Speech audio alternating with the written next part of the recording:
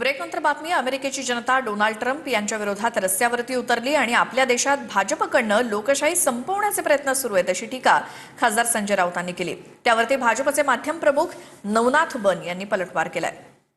झुंडशाही सुरू आहे, लोकशाही खतम करण्याचे प्रयत्न सुरू आहे,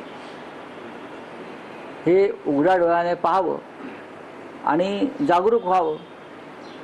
रस्त्यावरती याआधी सुद्धा उतरून जनतेनं क्रांती केलेली आहे.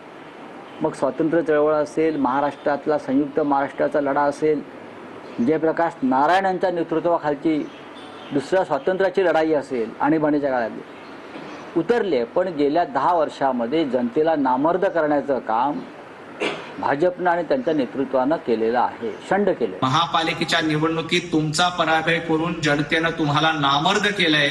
त्यामुळे मर्दानकीची भाषा करण्याचा अधिकार तुम्हाला नाही आणि जनतेला नामर्द म्हणण्याचा देखील तुम्हाला अधिकार नाही, कारण तुम्ही स्वतः जनतेमुळे नामर्द झाले.